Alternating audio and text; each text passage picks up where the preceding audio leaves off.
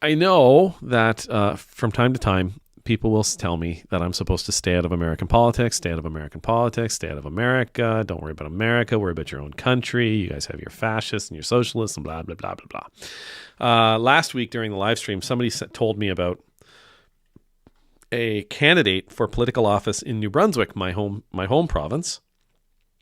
They were telling me a little bit about them. They sent me an email containing some links that were, wow, they were pretty wild stuff.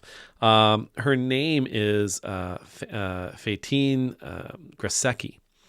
Faitine Grasecki, and she is a candidate for the Progressive Conservative Party of New Brunswick in the 2024 provincial election, which is underway right now.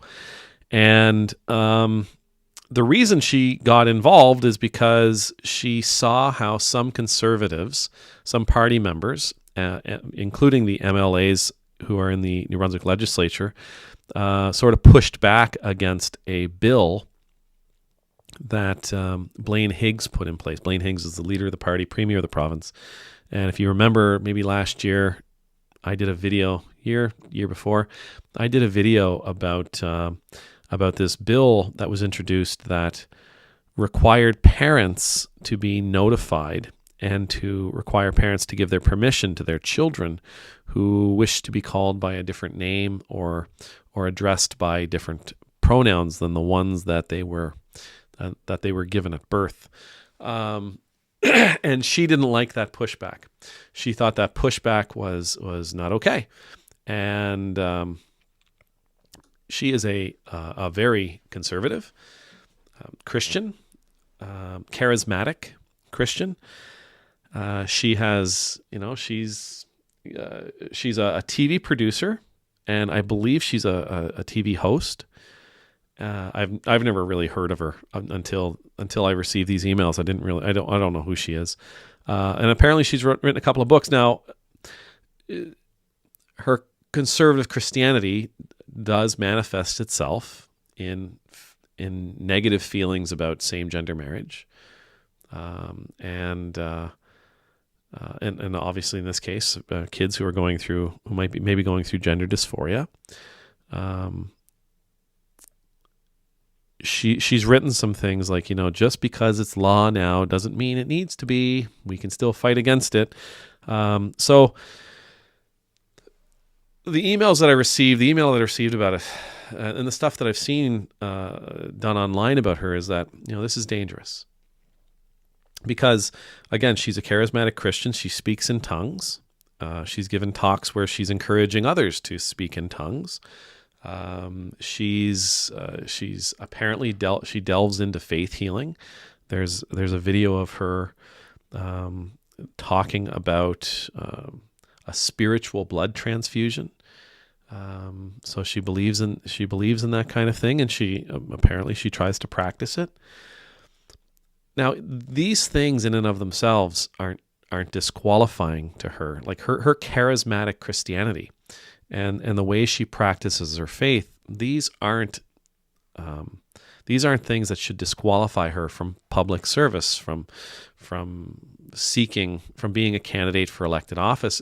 They shouldn't disqualify her from being elected should the people choose, and from taking that position, those positions, that place. Not at all. What we believe and how we practice our faith shouldn't keep us from offering our gifts and our skills and our talents to our community, even if it means working, even as a government official, even as an elected official.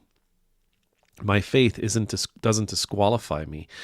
Even if I'm speaking in tongues, even if I'm laying on hands, even if I'm doing some really weird, what I, as an Anglican, would say is, "Hey, Faye, that's a little bit weird, wild, and wacky for me," but that's her way. That's just her way of practicing her Christianity. That's the expression of her faith in that moment, and I applaud her for expressing her faith in that way, in that moment, if it brings her life. And if in her practice, she's able to share her faith in ways that are edifying and nurturing to others, I applaud that too. Problem for Christians, all of us, and I would say every person of faith, is that while it's impossible to leave your faith at the door, when you take your position, when you take that elected office, you can't leave your faith at the door because it's part of who you are. You have to walk a very precarious line.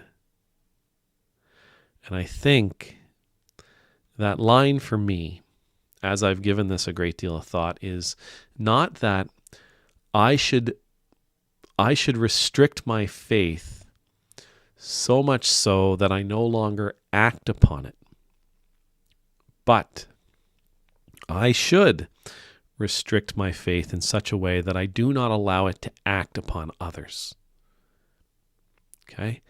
So, Anglican Christian takes office. Let's imagine I take office of some kind, and I should be writing bills, offering legislation, offering policy, offering law that is for the betterment of my neighbors,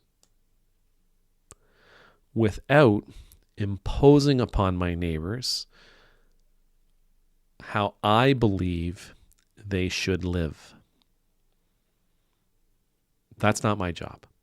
I should write legislation that talks about feeding people. I should write legislation that talks about clothing people. I should write legislation that talks about prison reform. I should write legislation that talks about education.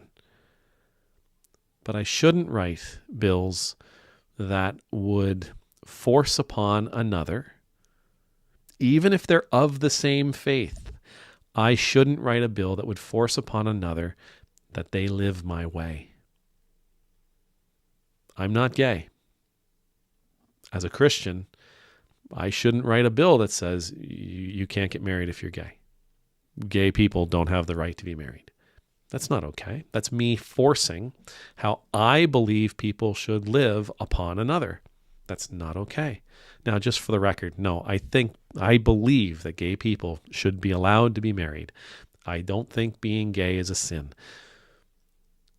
I'm just trying to illustrate the pitfall of being a Christian. Right? Yeah, we're told we're supposed to make disciples of all nations as a Christian, and I believe that as a Christian, but I don't believe it's ever done with law and policy. It's done by changing people's hearts. And if that's what you feel called to do, the legislature isn't the place for you. If you feel called to help government move in directions that it can take care of the base needs of its people, yeah, I think there is a place for Christians in that world. I think that is a place where Christians can strive, can prosper, and can do some really wonderful things. But when it comes to my morality, when it comes to my understanding of God's will, when it comes to my understanding of God's call on my life, I have no right ever to force that upon you. I don't have a right to put that into legislation. So, you look at Faytine Grasecki, a charismatic Christian, speaks in tongues and does faith healing and is apparently a popular conservative voice, popular Christian conservative voice. Wonderful. Nothing wrong with any of that. Where it will become problematic for her and for anybody else who would share, anybody else of faith, it becomes problematic when you try to enact your understanding of morality upon others. So in a couple of books in a book she wrote, I think it was in 2009, she was quoted as saying something along the lines of how gay marriage is wrong. She can feel that way. She can think that way. She can choose not to get married in a, not to have a gay marriage. But she cannot, as a Christian, with a good conscience, demand that of others. She can't deprive the blessing of being married, right, from others, or she can't deprive that of others. It's not her job as a Christian. It's not her job. So I get it. She practices a wild form of Christianity. God bless her for it. She wants to impose the ideologies that she's gained and she believes in through the practice of said form of Christianity. That's problematic. That can't be. We're not supposed to use power. We're not supposed to use power in order to change the world. We're supposed to change hearts. Amen.